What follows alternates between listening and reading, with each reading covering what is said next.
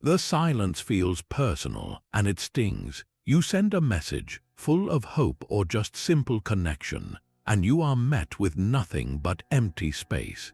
Days turn into weeks, and that unanswered text becomes a quiet referendum on your worth.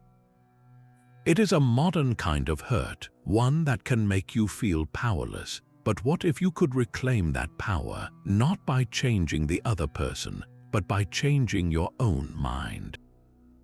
This is where an ancient philosophy, Stoicism, becomes a surprisingly powerful modern antidote. By the end of this journey, you will have 25 distinct mental frameworks that do not just help you cope with being ignored, they make the entire concept of ghosting feel irrelevant to your peace. We will explore how a Roman emperor's journal can disarm a digital snub, and why contemplating your own death is the key to moving past someone's silence. What does your reaction to being ghosted reveal about where you place your true value? That unanswered message is an external event, like a sudden rainstorm or a delayed train.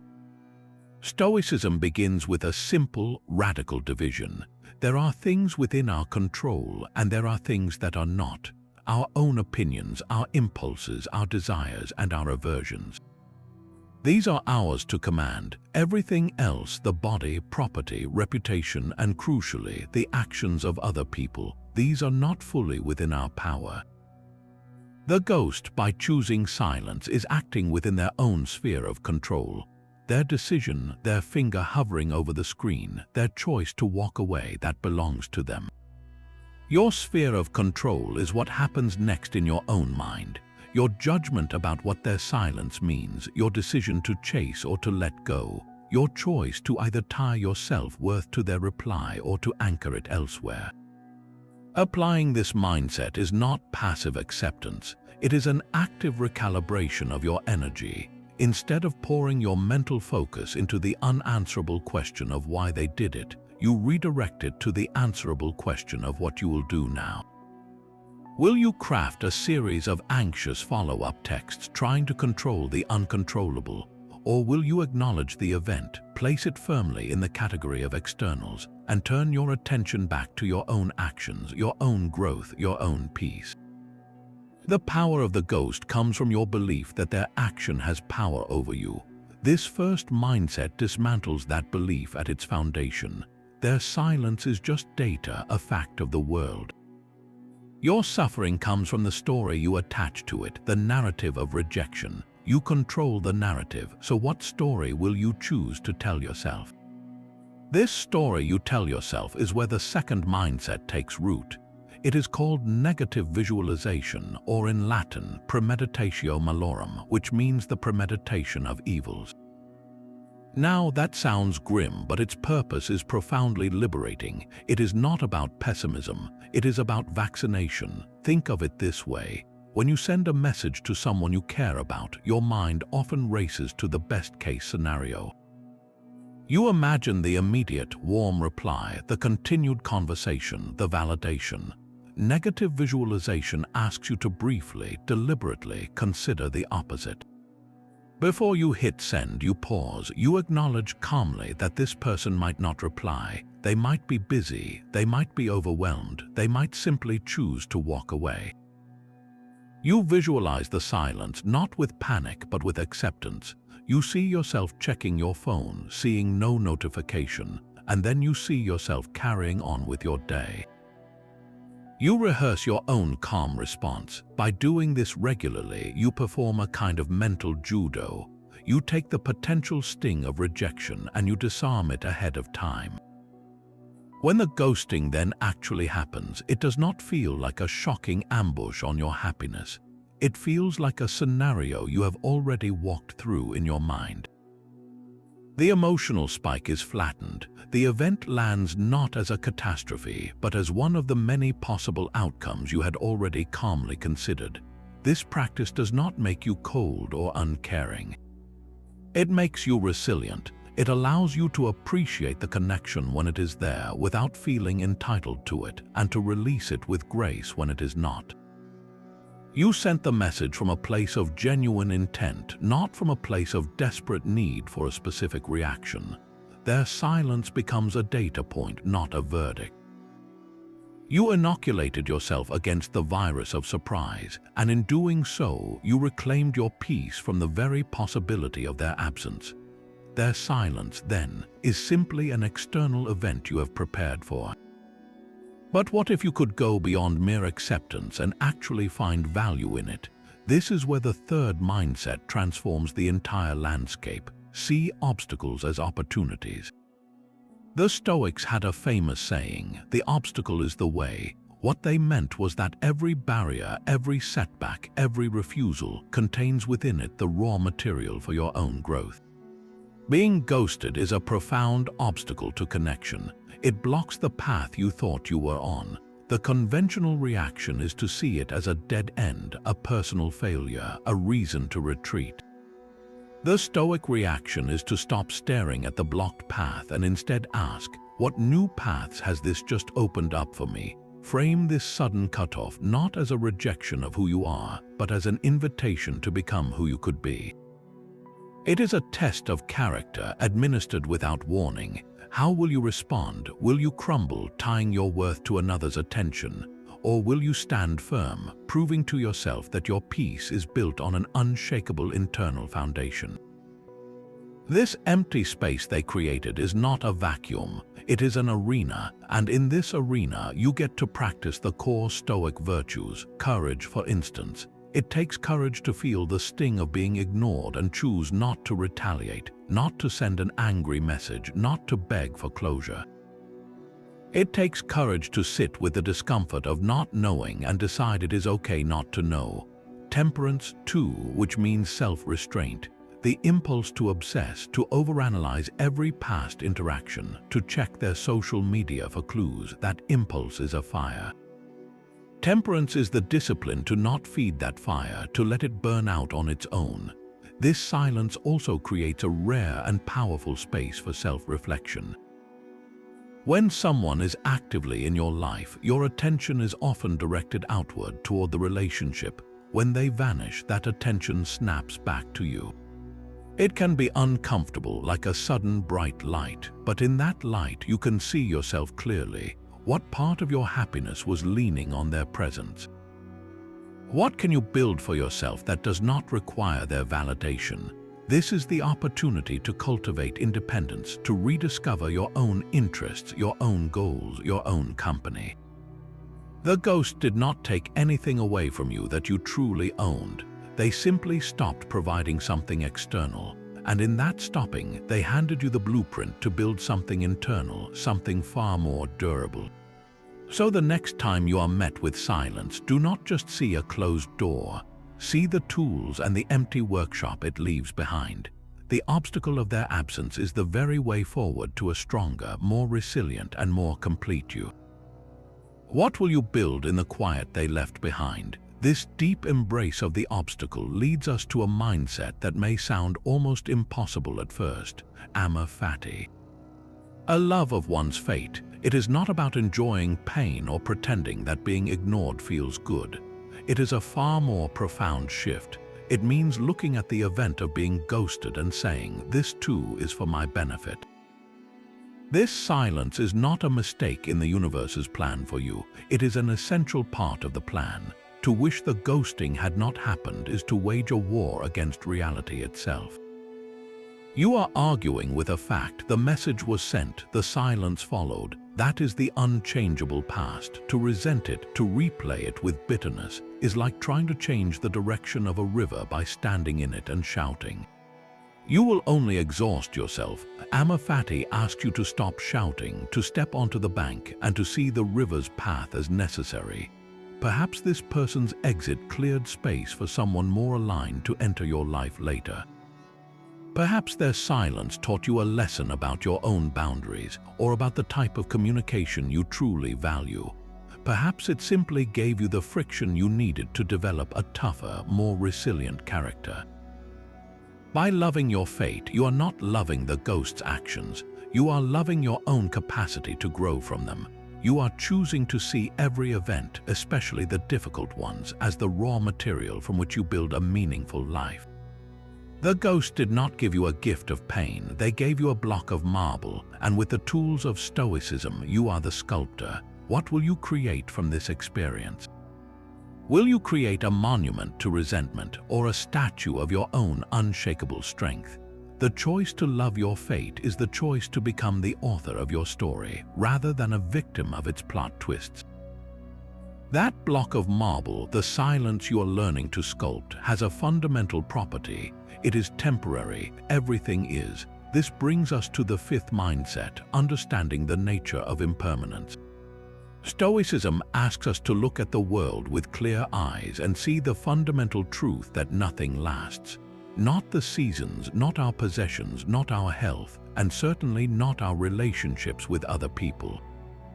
Every connection you have, from the deepest friendship to the most casual conversation, carries an expiration date. Sometimes that date is decades away. Sometimes it is tomorrow, sometimes it is the moment after you hit send on a message. This is not a cynical view. It is a realistic one, and it is the key to freeing yourself from the specific agony of ghosting. Our suffering does not come from the fact that things end. It comes from our quiet, stubborn belief that they should not. We build an internal contract with the universe that says, if I am kind, if I am interesting, if I am worthy, then this person will stay. Ghosting shatters that contract in the most abrupt way possible. It feels like a violation because we forgot the fine print. The fine print, written by nature itself, states that all things are on loan. People come into our lives for a reason, for a season, or for a lifetime, but we do not get to know which one it is ahead of time. When someone ghosts you, they are not breaking a sacred rule of permanence. They are simply enacting the rule of impermanence faster and more bluntly than you expected. They are reminding you of the truth you may have been avoiding. To attach your happiness to the idea that any person will always be there, always be responsive, always be the same, is to build your house on sand. The tide of change is constant. The Stoic practice is to build your house on the bedrock of this understanding. Enjoy the conversation while it flows. Appreciate the connection while it is vibrant. But hold it all with an open hand, not a clenched fist. When you send a message, do so with the tacit acknowledgement that this could be the last one.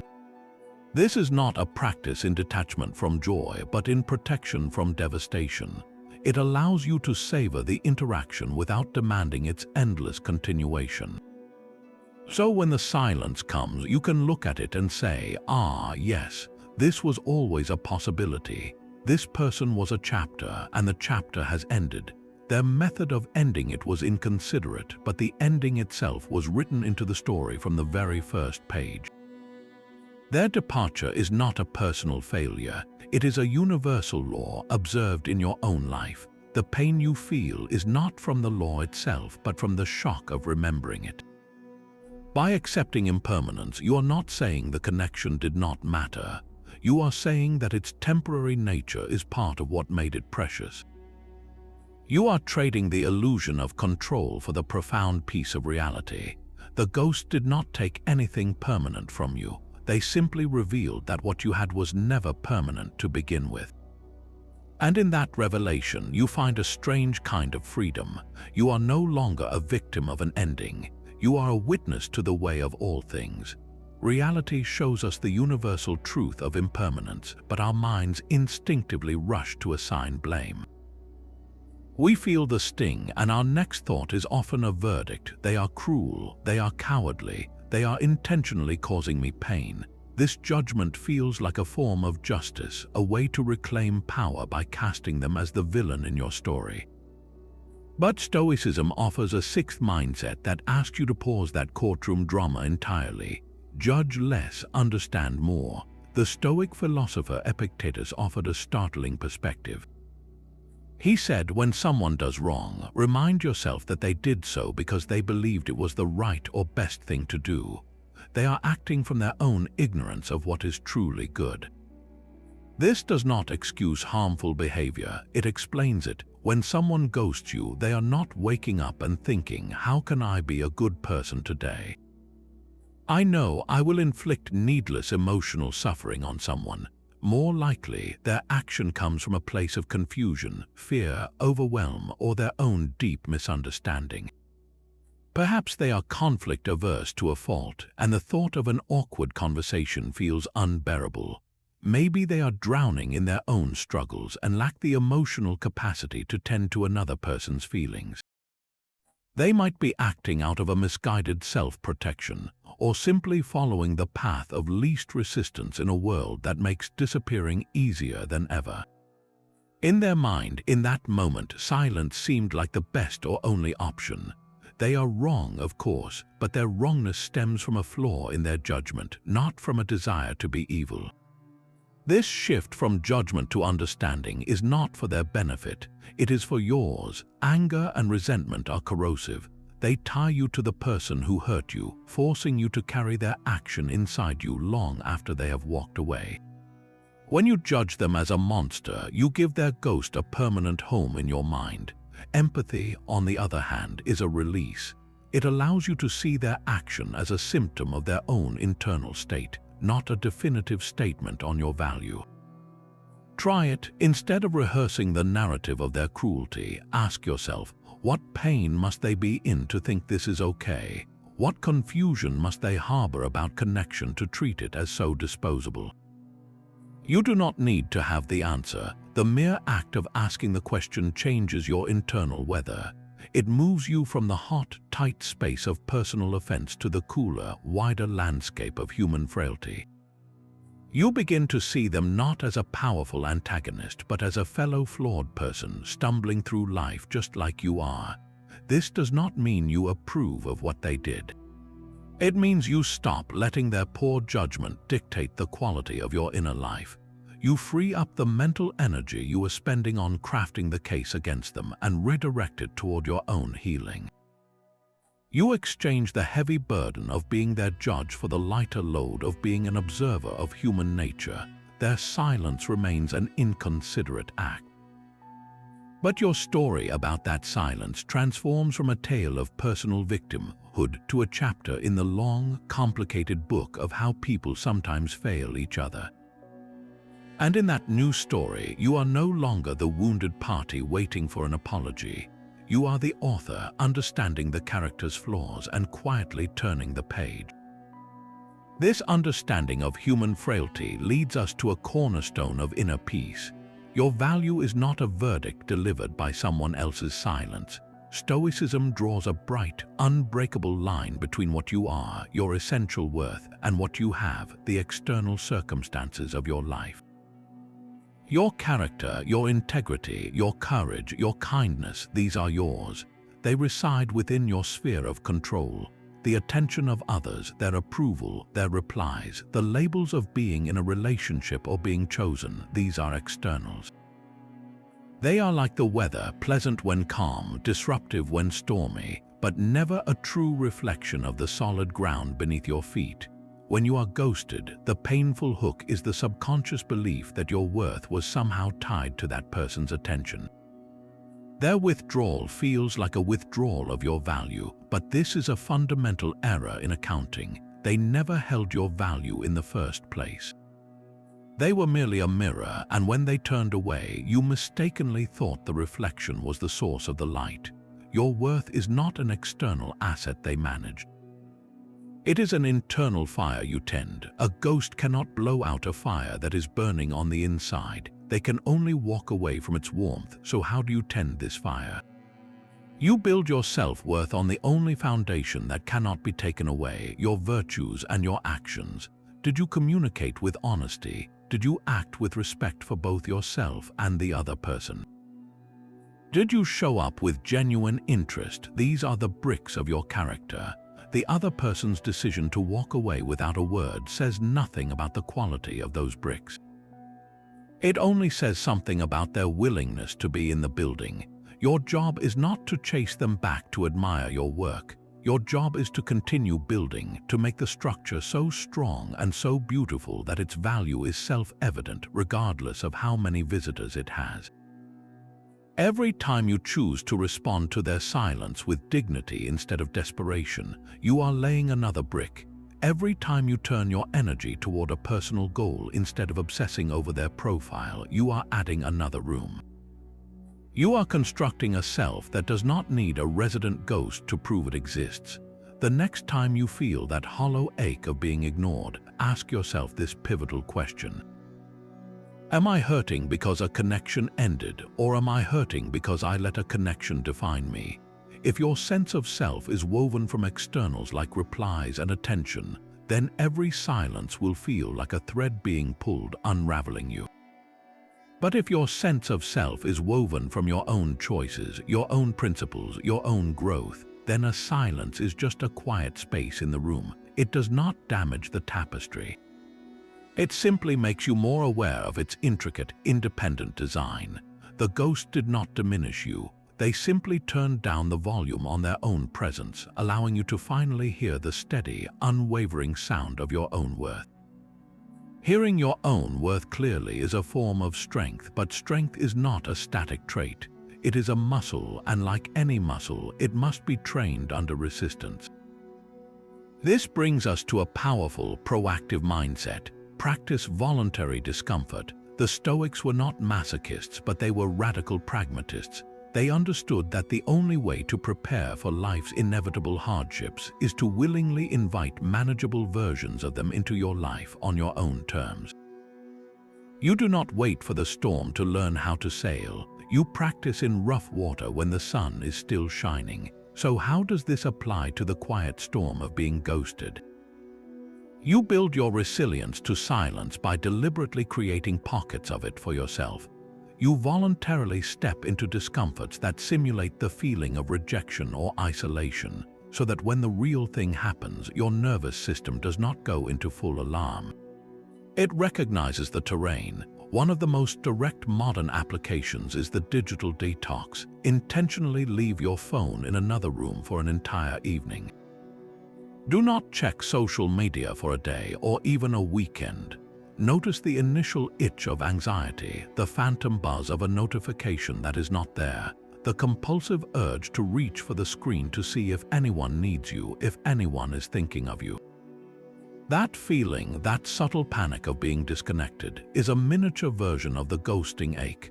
By sitting with it voluntarily, you are teaching your brain a crucial lesson. You are showing it that this silence is not an emergency, that you are okay, that the world does not end when you are not constantly connected or validated.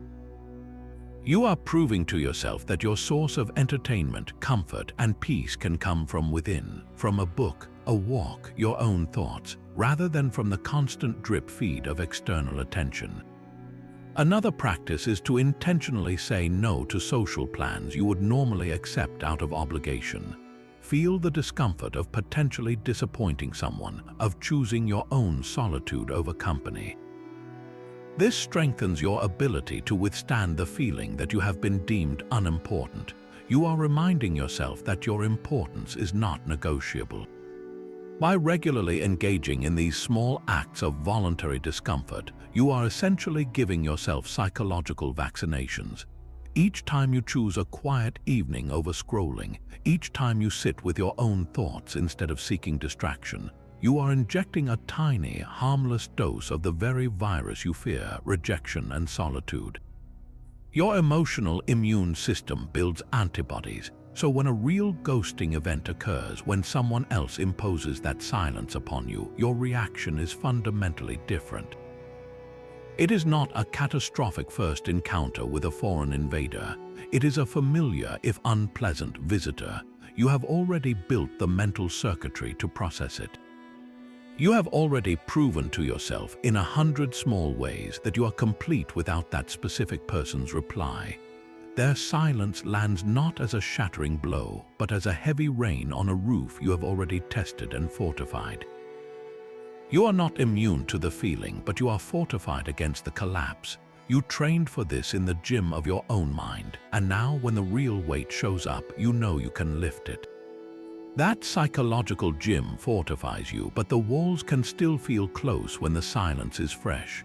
there is another vantage point, one that does not just strengthen you from within, but changes the entire scale of the problem.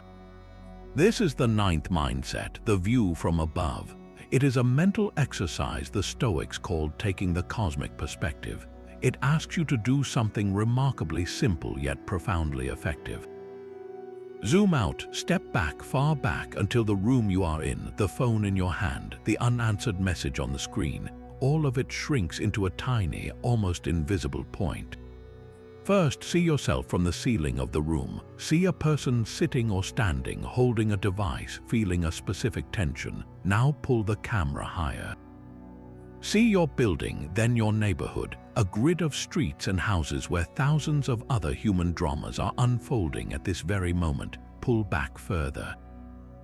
See your city, then your country, a sprawling landscape of mountains, rivers, and coasts. See the planet itself, a blue and green marble spinning in the vast black silence of space. On that marble, among its billions of inhabitants, is one person who has chosen not to reply to a message from another person. Feel the scale of that.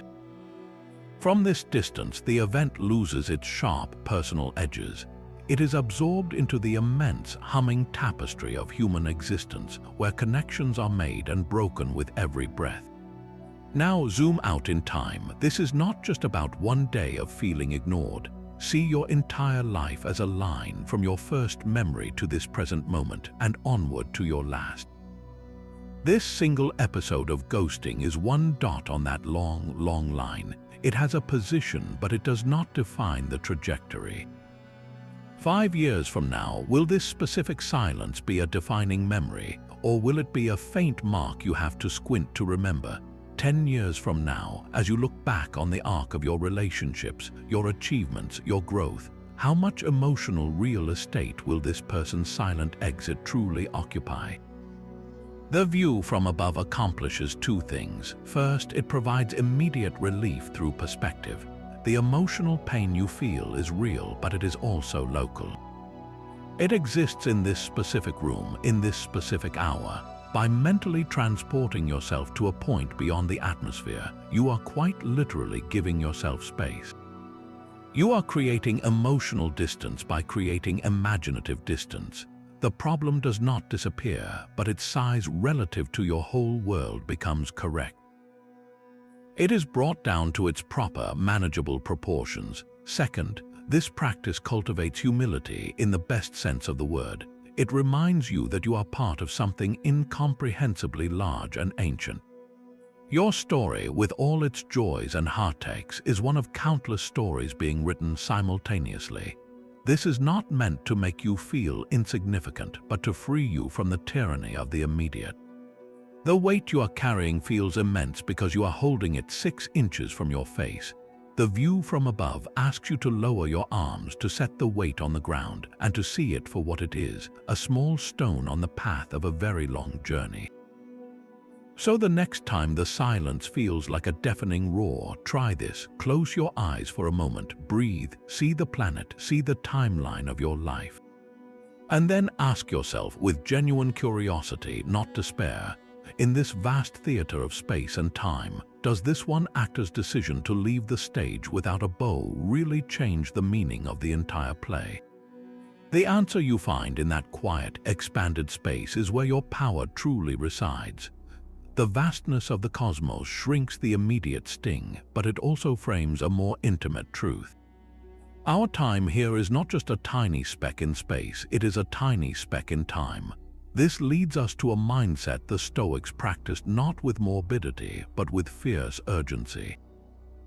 Memento mori, remember you must die. It is the ultimate perspective tool, cutting through every trivial worry and misplaced priority. Your mortality is not a dark cloud to be avoided. It is a clarifying light. When you truly hold in your mind the fact that your days are numbered, that this breath, this moment, is one of a finite supply, the entire landscape of your concerns is rearranged. Suddenly, the silent treatment from someone who chose to vanish does not just feel small from a cosmic view. It feels like a profound waste of your most precious, non-renewable resource, your attention. Why would you spend 10 more minutes of your one wild and precious life analyzing the text patterns of a person who does not want to be in it? Why would you allocate another hour of your finite existence to rehearsing a conversation they will never have? Memento Mori asks you to measure every thought, every ounce of emotional energy against the yardstick of your limited time. It forces a simple, brutal question. Is this worthy of a dying person's focus? The answer, when it comes to the ghost, is almost always a resonant no. A person who is aware of their own death does not have the luxury of clinging to ghosts. They are too busy building something that outlasts them. This practice does not make you callous, it makes you fiercely selective. It redirects the energy you are pouring into the black hole of their silence and channels it into what the Stoics called your life's project. What is the work that matters to you? What relationships nourish you and deserve your cultivation? What experiences do you want to gather before your time is up? The ghost's exit creates a vacuum, and nature abhors a vacuum. Memento Mori ensures you fill that space not with more longing for what left, but with purposeful action toward what remains and what you can build. Think of your life as a book you are writing. The ghost is a character who walked off the page. You can spend chapters staring at the empty space where they were, lamenting the plot twist.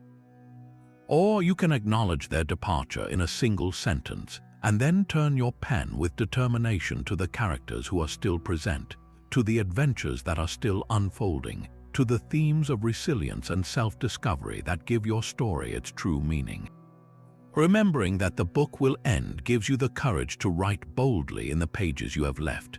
The silence of one person becomes irrelevant not because it does not hurt, but because the loud, ticking clock of your own life is suddenly all you can hear, urging you forward toward what truly matters.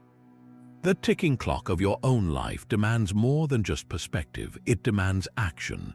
But what kind of action? The Stoic answer is not about winning someone back or getting the last word. It is about something far more foundational. Act with virtue regardless. This is the 11th mindset, and it shifts the entire goal of the exercise. The objective is no longer to control the outcome with the ghost. The objective is to govern your own character, to act rightly, no matter how wrongly another person behaves. The 4 cardinal Stoic virtues are your compass here: wisdom, justice, courage, and temperance. When you are ghosted, each one offers a clear path through the confusion. Wisdom asks you to see the situation for what it truly is, not for what your fears say it is. It is the voice that says, "This person has chosen to disappear." That is the factual reality. Any story I add about my worthlessness is my own invention, not theirs. Justice in this context is not about getting even. It is about fairness to yourself and to the connection you shared. It means acknowledging that you deserved a basic level of communication and closure, while also accepting that you will not receive it from them. Your act of justice is to give yourself the closure they withheld by deciding that their behavior does not get to dictate your self-respect. Courage is the most visible virtue in this scenario. It takes immense courage to feel the sharp pull of rejection and choose not to chase, not to plead, not to unleash a torrent of angry texts. It is the courage to stand in the empty space they created and declare silently that you will not collapse into it. And finally, temperance, which is self-restraint. This is the discipline to not let your emotions hijack your actions. It is the muscle that stops your finger from typing that passive-aggressive comment on their social media post. It is the power to feel the storm of hurt without needing to make it rain on everyone else. Your response to being ghosted, then, is not a reaction to them. It is a declaration about you. Will you respond with the dignity of someone who knows their own value? Will you offer the quiet acceptance of someone who understands they cannot control others? Or will you react from a place of panic, scrambling to regain a connection that the other person has already severed? Every choice is a brick in the monument of your character. The ghost's silence is just the empty lot next door. What you build on your own property is what defines the landscape of your life. They may have acted without virtue, but that is their failure to live up to their own potential. Your opportunity, your sacred task, is to ensure their failure does not become an excuse for your own. You act with virtue not because they deserve it, but because you do. You choose the higher path not for their applause, but for your own peace.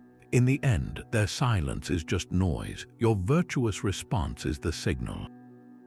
That signal of virtuous action begins with a subtle but critical internal shift.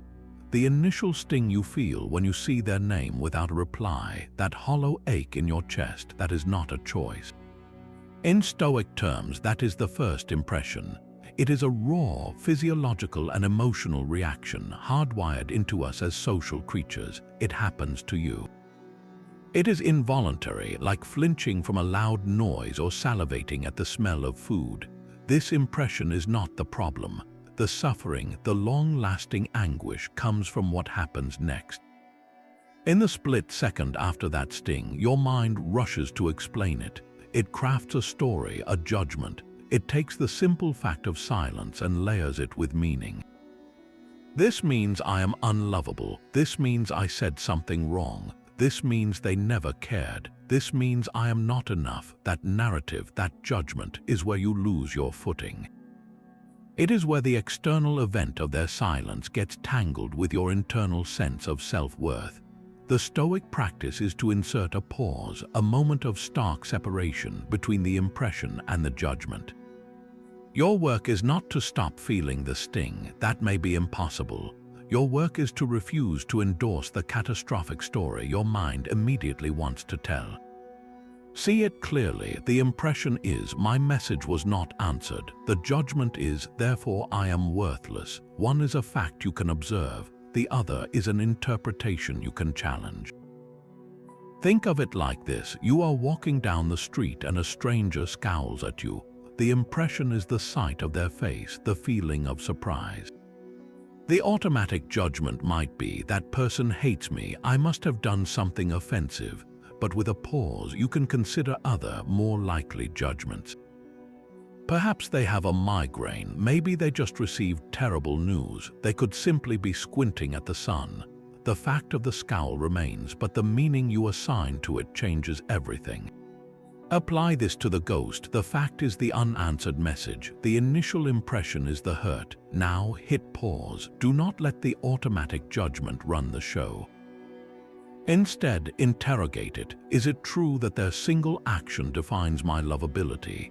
Is there any other possible explanation for their silence that has nothing to do with my worth?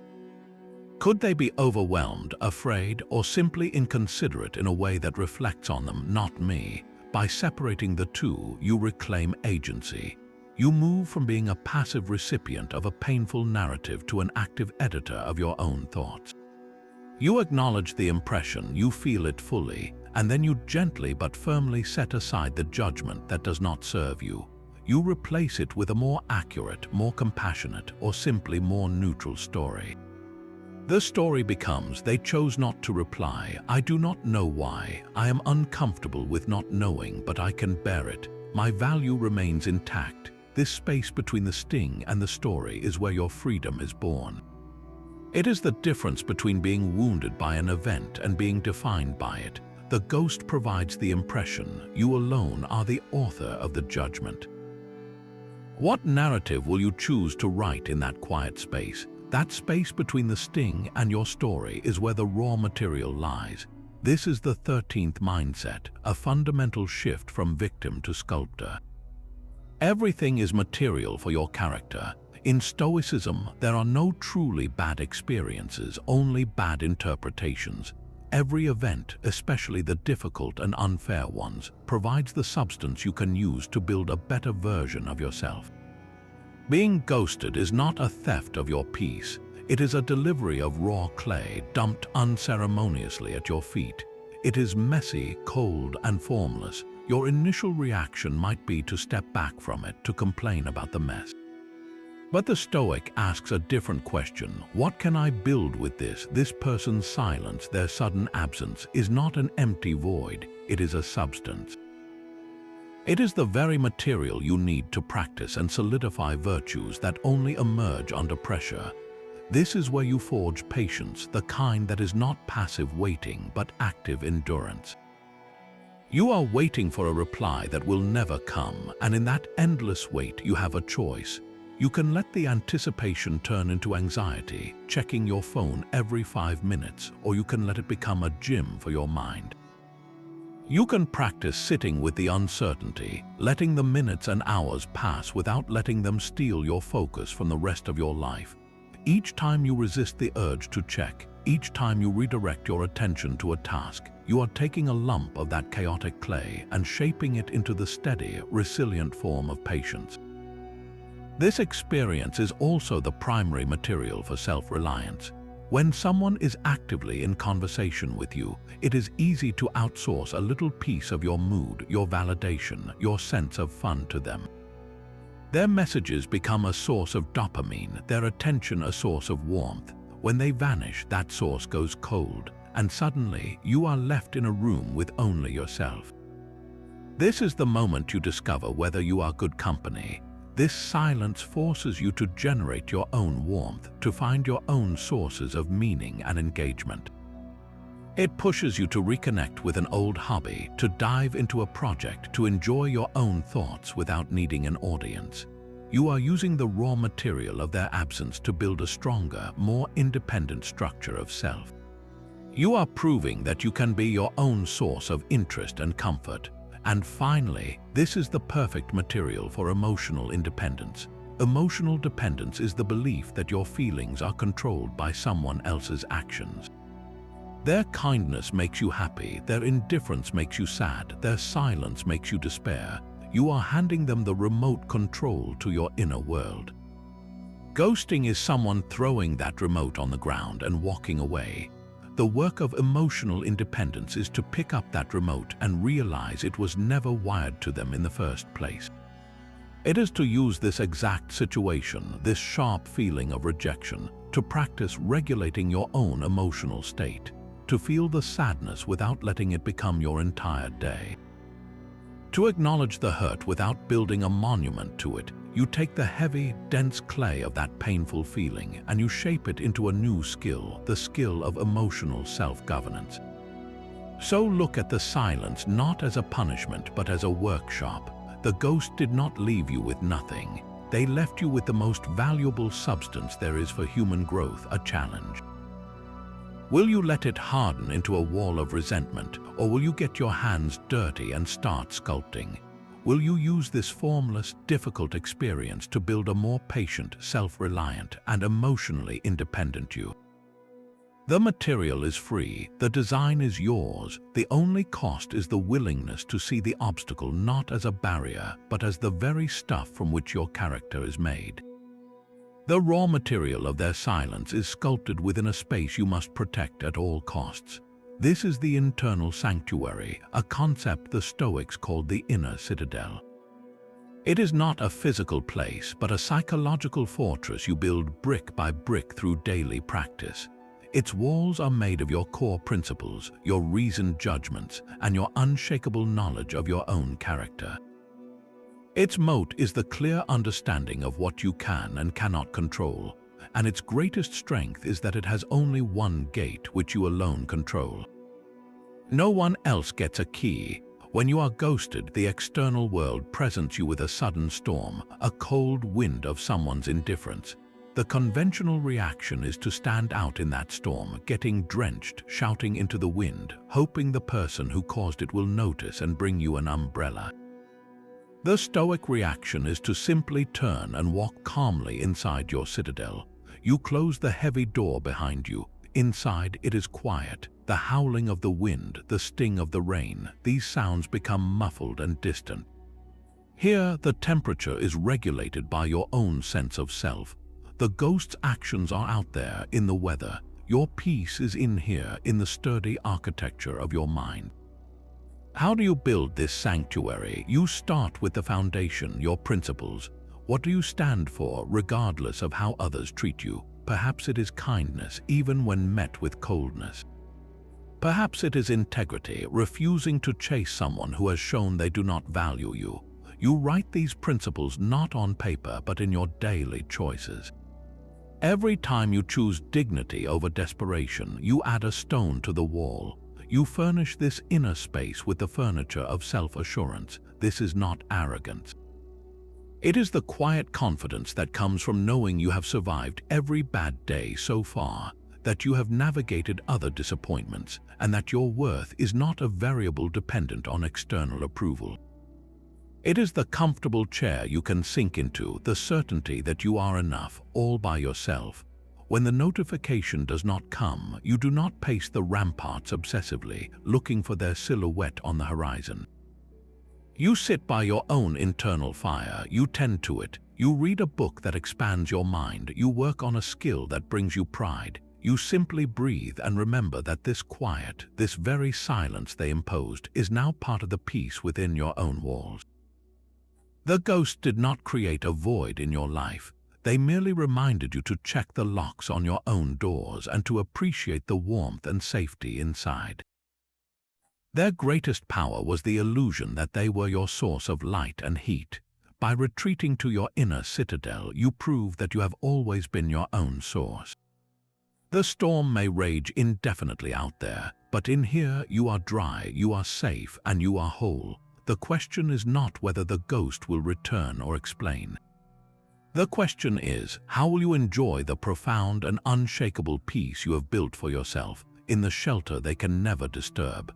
The profound peace of your inner citadel reveals an unexpected treasure already in your possession. When a ghost exits your life, they take only their presence. They leave behind everything else, and it is in that everything else that you will find your next mindset. Practice gratitude for what remains. This is not about being thankful for the pain of being ignored.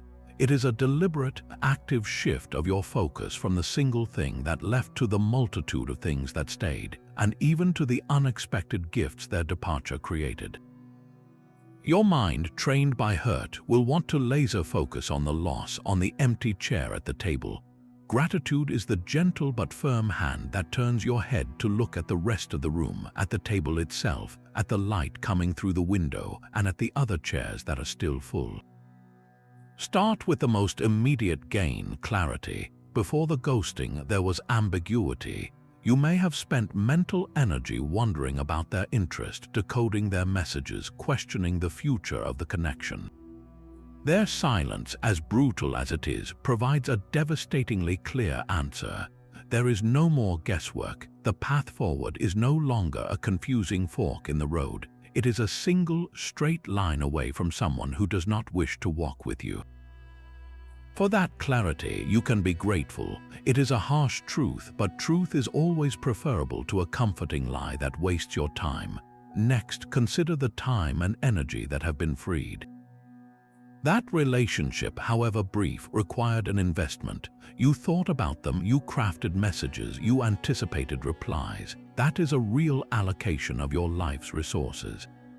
Now that budget has been returned to you, all those hours you might have spent in conversation with them are now blank spaces on your calendar, ready to be filled with anything you choose. You can be grateful for this sudden surplus. What will you invest it in? A skill you have neglected, a friend you have not seen, a project that ignites your passion.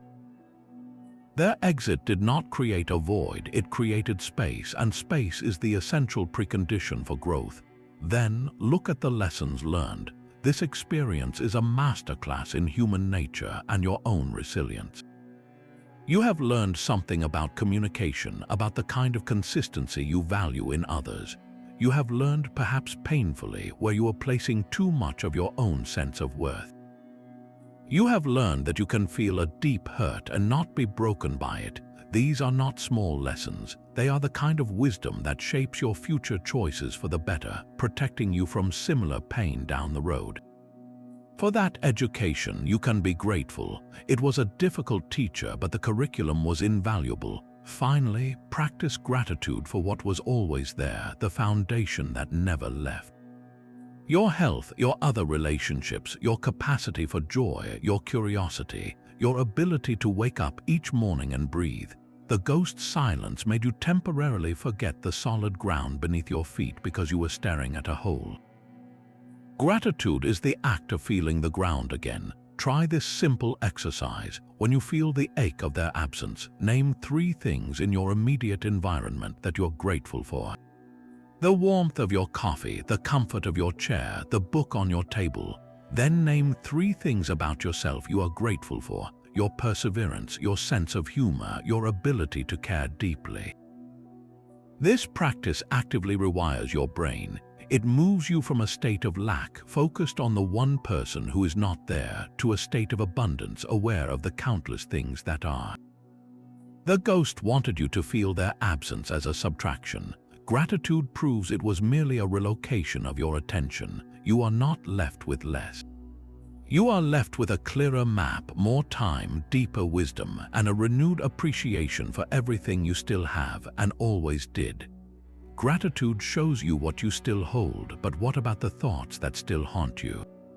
The mind, left unchecked, will spin stories from the silence. It will whisper, "This is terrible, this proves you are unlovable, this pain will never end."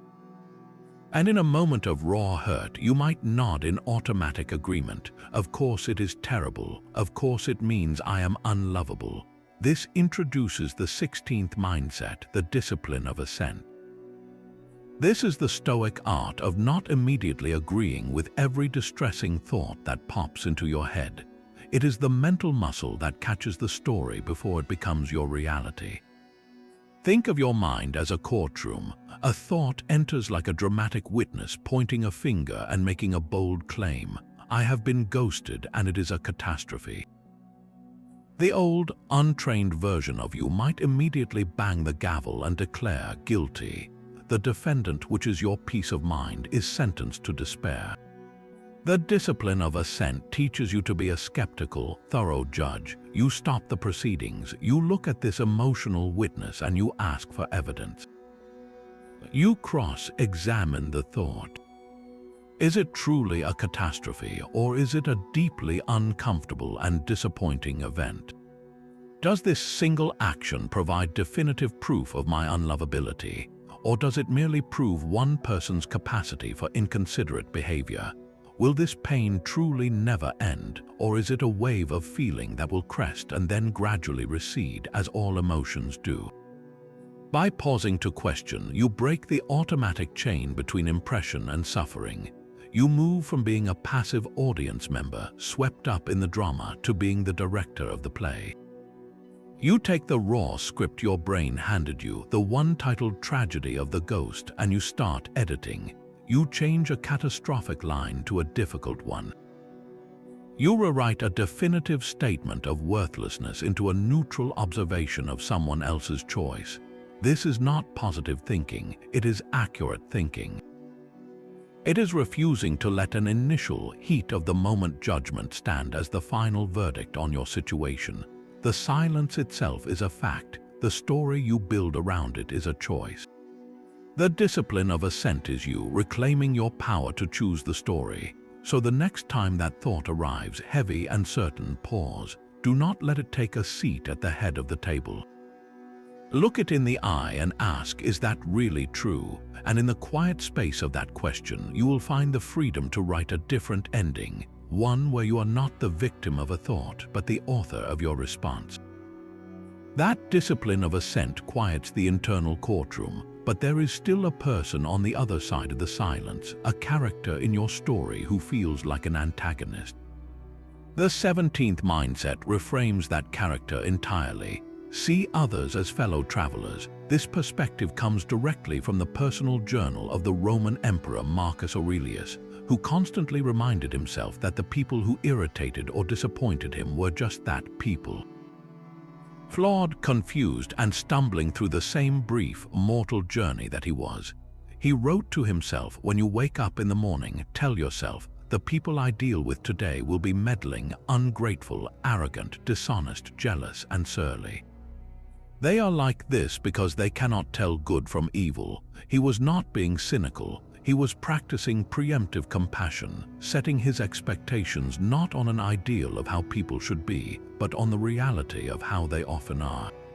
Apply this to the ghost. They are not a villain in a story designed to hurt you.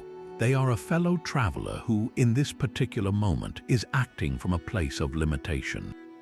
Perhaps their map is flawed, their compass is broken, or they are simply too tired to walk alongside anyone else right now. Their decision to disappear is not a calculated strike against you. It is a symptom of their own internal weather, a storm of fear, indecision, or emotional illiteracy that you cannot see. When you personalize their ghosting, you make it a referendum on your worth. When you see them as a fellow traveler, you make it a data point about their current capacity for the journey. This does not excuse the behavior, it explains it, and in explaining, it detaches the personal offense. Think of it like being on a crowded train. Someone steps on your foot. Your immediate, raw impression is pain. The automatic judgment might be, that person is rude and aggressive. They did that on purpose to hurt me. But if you look up and see that the train lurches, that the person is elderly and struggling to keep their balance, or that they are distracted by a crying child, the story changes. The event, the pain in your foot, is the same, but the meaning shifts from a personal attack to an accident of circumstance. The ghost is on a crowded, lurching train called life. Their step on your foot, their silent exit, is likely not a targeted assault. It is the clumsy, inconsiderate action of someone who is probably just trying to keep their own balance. This mindset fosters a deep and liberating compassion, one that is entirely for your benefit. Holding on to anger at a fellow traveler for being lost is like shaking your fist at a foggy day. It changes nothing but your own peace. By releasing the need to see their action as a verdict, you free up an enormous amount of mental energy. You stop trying to decode the motives of someone who may not even understand their own.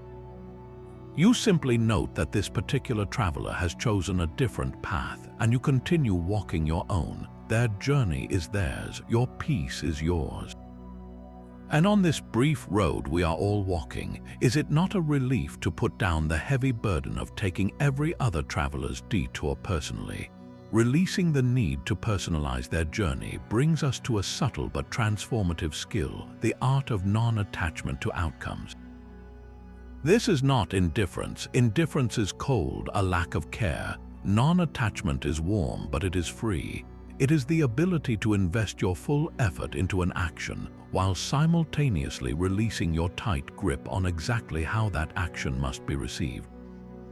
You can send the message, you can craft it with care and genuine intent, you can hit send with hope, but your fundamental peace, your core sense of okayness, does not board that message and travel with it. It stays right here with you. Your peace does not wait for their reply. It is the ground you stand on while you wait. This distinction changes everything. When you are non-attached, you act from a place of abundance. You are sharing something from the overflow of who you are, not from a deficit that needs to be filled by their response. The message becomes an expression of your interest, not a transaction where your happiness is the currency you are paying, awaiting their emotional delivery in return. Think of it like planting a seed. You do the work, you find good soil, you plant it at the right depth, you water it faithfully, you invest your effort. But once it is in the ground, you cannot force it to sprout. You cannot tug on the seedling every day to make it grow faster. Your job shifts from active planting to patient tending, creating the conditions for growth while accepting that the germination itself is not under your command. You can hope for a sunflower, but your worth as a gardener is not destroyed if a rabbit eats the sprout or if the seed was simply inert. You did your part. The outcome belongs to life. Apply this to the ghost. You planted a seed of connection. You sent a message, an invitation for conversation. You did your part with integrity. Their silence is the rabbit or the inert seed. It is an outcome you did not prefer, but it is not a reflection on the quality of your gardening. Your peace was never buried with that seed. It remains in your hands, ready for the next planting, the next project, the next moment of your life. When you master this, ghosting transforms in your emotional vocabulary. It ceases to be a crisis, a shattering of your world. It becomes simply an unmet preference. You preferred that they replied. They did not. It is disappointing, like wanting sunshine and getting rain. You can feel the disappointment. You can acknowledge you wanted a different outcome, but you do not have to declare a state of emergency over a change in the weather. Your internal climate remains stable. This is the ultimate reclaiming of power. The ghost's power lies in their ability to withhold the specific outcome you desired, the reply, the continuation. When you unhook your peace from that specific outcome, you drain their action of its power to destabilize you. They can withhold the reply, but they cannot withhold your okayness unless you give them the keys to it. So you sent the message. That was your action, done with good intent. The reply or the silence is theirs. Your story continues either way. Your character is built not by the outcomes you receive, but by the integrity with which you act regardless of what comes back. You are the gardener, not the weather, and a good gardener knows that some seeds grow and some do not, but the garden itself is always growing. The garden of your mind needs tending, and a journal is your most honest tool. When the silence of a ghost leaves you circling the same painful thoughts, that is rumination. It is like walking the same muddy path over and over, digging the ruts deeper until you are stuck. Stoic journaling offers a different map. It is not a diary for venting emotion, though that has its place. It is a philosophical workshop where you take the raw, painful material of the experience and forge it into wisdom through structured questions. Instead of asking, "Why did they do this to me?" you ask questions that return agency to your hands. Start with the foundational prompt. What part of this is in my control? Write it down, then write your answer. Their decision to not reply, that is not in my control. My imagination of what they are thinking, not in my control. My repeated checking of my phone, that is a choice. My decision to tie my self-worth to their action, that is a judgment I am making. My actions today, what I choose to focus on, the attitude I cultivate, these are in my control. This simple exercise drags the chaos of your feelings into the clear light of logic. It draws the boundary around your sphere of influence, showing you exactly where your power begins and ends. The next prompt moves you from analysis to action. What virtue can I practice here? The situation is the forge, and the virtue is the shape you choose to hammer into the hot metal. Is this an opportunity for courage to feel this rejection and not let it define my day? Is it an opportunity for temperance to practice the discipline of not sending that angry follow-up text I have drafted in my head? Is it an opportunity for justice to fairly acknowledge that I deserved better while also fairly refusing to seek revenge? By naming the virtue, you give yourself a role to play, a character to step into that is stronger than the hurt version of yourself. You are no longer a victim of events. You are a student in the classroom of difficulty, and the question is your assignment. Finally, ask the most transformative question of all: how might this be for my benefit? This forces your mind to search for the gift in the grit. Maybe the benefit is the reclaimed time to finish a project. Maybe it is the clear lesson about the kind of communication you will not tolerate in the future. Perhaps the benefit is the sheer proof that you can endure this silence and still find joy in other parts of your life. The benefit might simply be the practiced skill of letting go. When you write these answers, you are not crafting empty affirmations. You are conducting a factual search for the utility hidden within the hardship. You are training your brain to default to resourcefulness rather than resentment. This turns the ghosting from a story about what was taken from you into a case study in what you can build. The blank page becomes a mirror reflecting not your lack but your latent strength. Each prompt is a gentle redirect, moving your mental energy from the unchangeable past to the actionable present. So tonight, before sleep, take 5 minutes, ask these 3 questions, write the answers without judgment. You will close the journal having transformed a cycle of pain into a blueprint for peace. The journal turns your pain into a blueprint, and that blueprint reveals a simple, profound instruction. Live in accordance with nature. For the Stoics, this was the ultimate goal of a good life. But nature here does not just mean trees and mountains. It means the fundamental, rational order of the universe and our specific human nature within it. We are, by design, rational and social creatures. Our nature is to use reason to navigate the world and to connect with others in cooperative communities. Every action can be measured against this standard. Is this rational? Is this social? Does it align with the interconnected web of life, or does it fray it? Now place ghosting under this light. What is it? At its core, ghosting is an irrational and anti-social act. It is a failure of reason because it avoids the logical, clear communication that resolves situations. It is a failure of social duty because it treats another person as disposable, severing a connection without the basic respect owed to a fellow human.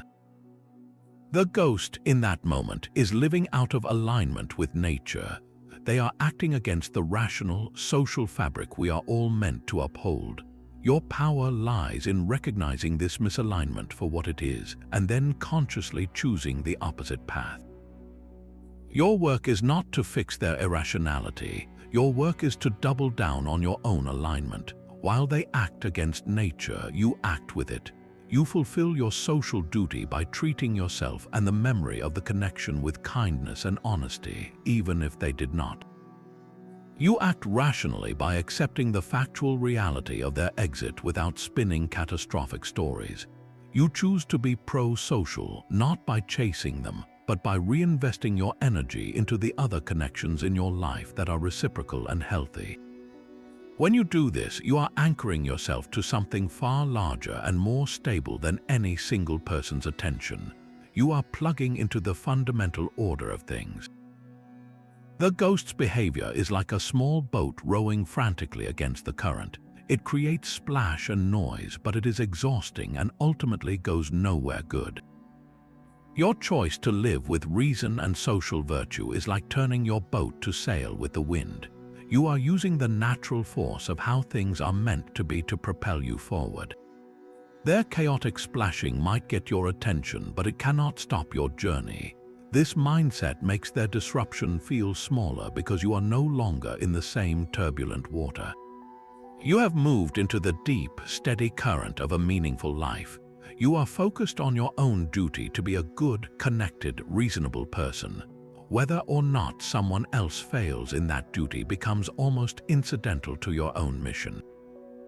Their misalignment is their problem. Your alignment is your peace. The silent treatment from one person feels less like a world-ending event and more like a single, off-key note in a vast and beautiful symphony you are now conducting for yourself. You are not waiting for their note to come in on time. You are too busy ensuring the harmony of your own composition. That symphony you conduct for yourself is written with a crucial notation in the margin. It is called the reserve clause, and it is the 21st mindset. This is the simple, profound habit of adding a silent, mental caveat to every plan and every desire you hold. You wish for the connection to flourish, fate permitting. You hope for their reply if nothing interferes. You plan for a future conversation unless the universe has other ideas. This is not pessimism. It is intellectual humility, an acknowledgement that you are not the sole author of the story. You are a co-author with reality itself. When you desire something, like the continuation of a meaningful dialogue, you are stating your preference.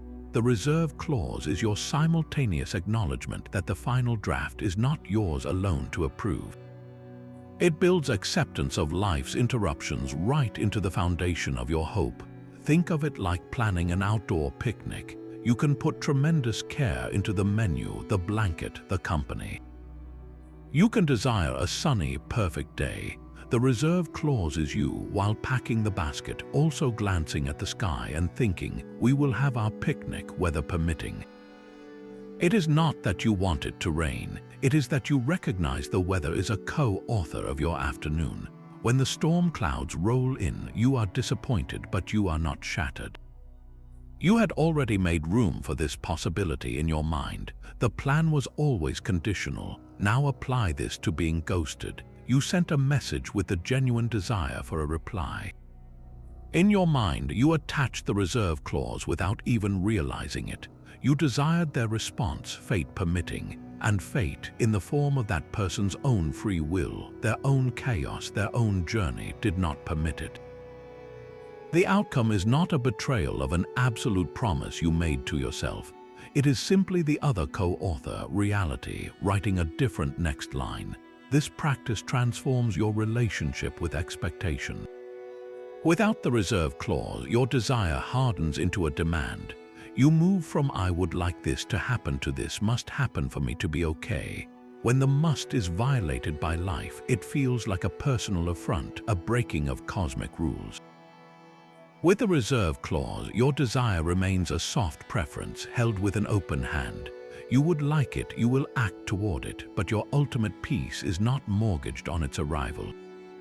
The ghost's silence is not a violation of a law.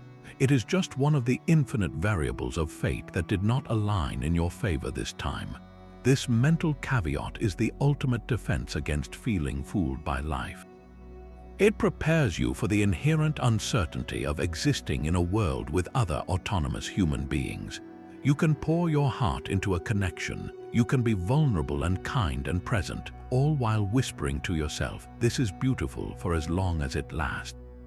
Their eventual exit, however it comes, is then folded into the original terms you set with reality. It was always a possibility. You enjoyed the picnic while the sun was out. The rain began. You are sad to pack up, but you are not raging at the sky for being a sky. You had a clause for this, and so you close the basket, you gather your things, and you walk home, already at peace with the turn in the weather, ready to appreciate the next thing the co-authored story has in store. Arguing with gravity is a battle you will never win. You can jump, you can shout, you can shake your fist at the sky, but the law remains. Your feet will always return to the ground. The 20-second mindset asks you to see the ghost's silence with the same unflinching clarity. This is gravity, they are gone, the message was not answered. The connection has ended. This is the unadorned, factual reality of the situation. To fight this fact, to live in the endless loop of what if and why not, is to waste your precious life force on a law of nature you cannot repeal. Acceptance is not surrender. It is not saying what they did was okay. It is simply saying this is what happened. It is the act of turning your face, finally, away from the closed door and toward the open landscape that has been there all along. Freedom is found not in changing the past, but in changing your relationship to it. When you stop arguing with the fact of their absence, a tremendous energy is released. All the mental horsepower you are using to deny, to bargain, to rage against reality suddenly becomes available. You can now invest it in what is actually possible. You can channel it into your work, your health, your friendships, your curiosity.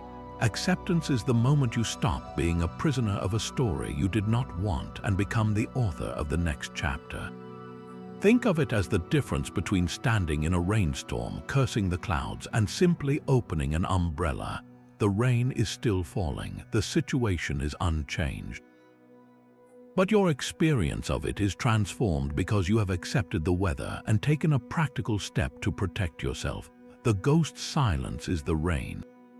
Your acceptance is the umbrella. It does not stop the downpour, but it keeps you dry enough to walk forward, to look around, and to notice that the world is still full of paths, even though one of them is now closed. This is the profound freedom. You are no longer chained to their choice. You have acknowledged the chain, examined its links, and found that the lock was on your side all along. You hold the key. It is called acceptance, and when you turn it, the chain falls away, not because they came back, but because you stopped waiting for them to do so. You accepted the empty space, and in that acceptance, you discovered you were never truly confined by it. You were only ever confined by your refusal to see it for what it was, a simple, silent fact, waiting for you to stop arguing so you could finally move on. That key of acceptance unlocks a door, and on the other side is a powerful, rushing current. Life is not waiting for you to finish deciphering their silence. It is flowing past moment by irreplaceable moment. This is the 23rd mindset, where the remembrance of death transforms from a quiet reflection into a vibrant engine for your life. The shortness of life demands forward motion. Memento mori is not a morbid stop sign. It is a green light flashing urgently. When you truly feel the finitude of your days in your bones, the paralysis of analyzing a ghost becomes an unaffordable luxury. It is like sitting in a stalled car, staring at a flat tire, while the road ahead stretches toward a sunset you are meant to reach. Every minute spent mentally replaying their last message, every hour devoted to checking for a notification that will not come, is a minute and an hour stolen from your own journey. This mindset creates a productive urgency, a positive panic. It asks the sharpest question of all: is this how I want to spend a piece of my one and only life? The answer propels you. That energy which was coiled tightly around the mystery of their absence suddenly springs forward, seeking a new, constructive target. You redirect it with intention toward what affirms life rather than obsesses over a single departure. This is not about busyness for its own sake. It is about meaningful motion. It might look like finally signing up for that class you have been considering, where you will meet new people united by a common interest. It could be diving into a creative project that has been whispering to you, something that makes you lose track of time because you are so engaged in building. It is reaching out to an old friend you genuinely miss, not as a rebound from the ghost, but as a positive reinvestment in a connection that has already proven its durability. The ghost's silence created a vacuum, and nature abhors a vacuum. The shortness of life ensures you will not leave that space empty for long. You will fill it with actions that have a heartbeat, with connections that offer a real voice, with pursuits that leave you more energized than drained. Their exit did not just end something, it started a clock that counts down not to despair but to your decision to move. You can feel the weight of each passing second, and instead of letting it press you down into inaction, you let it lift you up into motion. The road is still there, the sunset is still ahead, and you have just remembered you are the driver, not a passenger stranded by the side. The flat tire of their silence is behind you. What is the very next mile you want to travel? The road ahead belongs to you, and the vehicle you drive is your own mind. This brings us to a foundational truth of Stoic psychology, the idea of your ruling center. The ancient Greeks called it the hegemonikon, your inner command post, the seat of your reason and will. It is the ultimate fortress, and its walls cannot be breached without your own consent. No external event, not a sudden storm, not a financial loss, and certainly not the silent exit of another person, can force its way inside and dictate how you think or how you feel. They can knock on the gates, they can shout from the outside, they can even lay siege, but the drawbridge is controlled by you and only you. When you are ghosted, the silence is a loud, persistent noise outside the walls.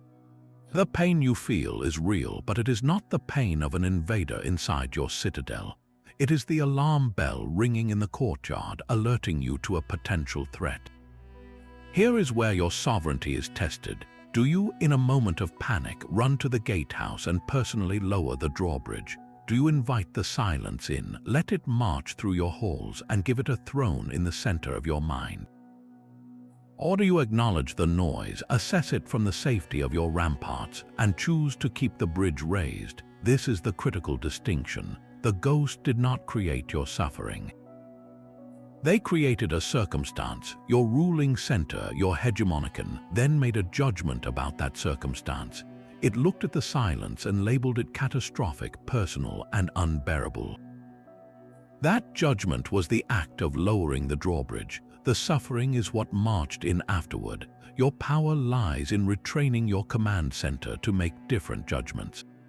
The silence is just silence. It is a fact. The story that this fact means you are abandoned or unworthy, that is the optional and often incorrect interpretation generated within your own walls. You have the absolute authority to reject that interpretation. You can look at the same factual silence and say, "This is disappointing. This is a reflection of their character, not mine. This is an event I do not prefer, but I can bear it." In doing so, you are not denying reality. You are exercising your birthright as the commander of your inner world. You are choosing the narrative that serves your peace, not the one that amplifies your pain. Their action is out there, your reaction is in here, and the bridge between the two has a gatekeeper, and that gatekeeper is you. Every time you feel destabilized by their absence, ask yourself this simple, sovereign question: who lowered the drawbridge, and then, with the calm authority of a true ruler, decide to raise it again? Your mind is the one kingdom where you are meant to be an absolute monarch. Never surrender your crown to a ghost. Your crown remains secure, and the storm outside your walls will not rage forever. This brings us to the final, timeless mindset, a truth so universal it echoes across philosophies and centuries. This too shall pass. Every emotion you feel, especially the sharp, specific ache of being ghosted, carries an expiration date. It is not a permanent resident in your mind, but a visitor, however unwelcome. Stoicism does not ask you to deny this visitor entry. It teaches you how to host it without offering it a permanent room. The practice is one of mindful observation. You feel the hurt rise, a tightness in your chest, a heaviness behind your eyes. Instead of immediately fighting it or drowning in it, you take a small mental step back. You acknowledge the feeling with a simple internal label. This is sadness, this is rejection. You watch it as you might watch a storm cloud approach from a distance. You note its shape, its darkness, the way it makes the light dim, but you do not mistake yourself for the cloud. You are the sky, vast and unchanging, in which the cloud is temporarily passing. The pain is real, but it is not you. By observing it without clinging, you perform a subtle act of alchemy. Clinging is the attempt to hold onto the feeling, to analyze its every shade, to demand to know why it is here and how long it will stay. This is like trying to grasp the storm cloud with your hands. It only leaves you wet and frustrated. Letting it pass is the act of simply standing still, feeling the rain on your skin, knowing it will eventually stop and that the sun is still above the cloud cover, waiting. Your core serenity is that sun. It is your baseline state of okayness, your inherent wholeness that exists before, during, and after any emotional weather. The ghost's silence triggered a storm. Your work is not to stop the rain, but to remember you are not made of paper. You will not dissolve. You can get wet, you can feel the chill, but you can also trust in the inevitable return of calm. Think of a time you felt a different, powerful hurt. The loss of a pet, the end of a job, a deep disappointment from years ago. Recall the raw intensity of that feeling. Now feel the quality of that memory today. The fact is likely still sad, but the sharp, consuming pain has faded. It has passed. This current hurt will follow the same natural law. It has a half-life. Each day, each hour you spend not feeding it with obsessive thoughts, it decays a little more. Your task is simply to not interfere with this natural process. Do not dig up the seed to see if it is still growing. Let time do its work. So tonight, when the quiet feels loud and the absence feels like a presence, try this. Place a hand on your heart, feel the physical sensation, breathe into that space, and silently say to the feeling, "I see you, you are here, and you will leave when you are ready." Then turn your attention gently to the next breath, and the next, and the small, solid fact of your own aliveness. The storm may still be overhead, but you have just built an inner shelter where you can wait it out, dry and intact, knowing with absolute certainty that no cloud, no matter how dark, has ever stayed in the sky forever. The silence they gave you was meant to be an ending, but in this final, quiet understanding, you find the truest beginning, the unshakable peace of knowing that everything, even this, is just passing through. The storm passes, and the sky that remains is your own. We have walked through 25 distinct mental landscapes, each one a lens crafted by Stoic philosophy to change how you see the world, and more importantly, how you see yourself within it. This journey was never about building a wall of indifference or pretending the sting of rejection does not exist. The goal was never to become emotionless, but to become emotionally resilient. To move from being governed by every external event to becoming the self-governed captain of your own inner world. These mindsets are not a shield against life's hardships, they are a navigation system for moving through them with your dignity and peace intact. You learn to separate the event from the story, to see obstacles as raw material, to love your fate, and to remember the vastness of your own inner citadel. Each perspective is a tool, and together they form a complete workshop for the soul. Ghosting, in the face of this practiced awareness, does not disappear from the world. People will still choose the silent exit. Messages will go unanswered. The change is that these events lose their power to hijack your sense of self. They become like weather patterns outside the window of a well-built home, noticeable, sometimes inconvenient, but never threatening the foundation. The silence becomes irrelevant, not because it does not happen, but because it no longer controls the climate inside you. Your worth, your joy, your forward momentum, these are no longer currencies traded for someone else's attention. They are the native language of your own being. So where do you begin with such a wealth of perspective? The transformation starts not with mastering all 25 at once, but with choosing just one. This week, pick a single mindset that resonated most deeply with you. Perhaps it is the simple, radical act of separating the impression from the judgment. Maybe it is the liberating practice of negative visualization, or the profound shift of seeing the view from above. Whatever it is, commit to practicing it just for the next 7 days.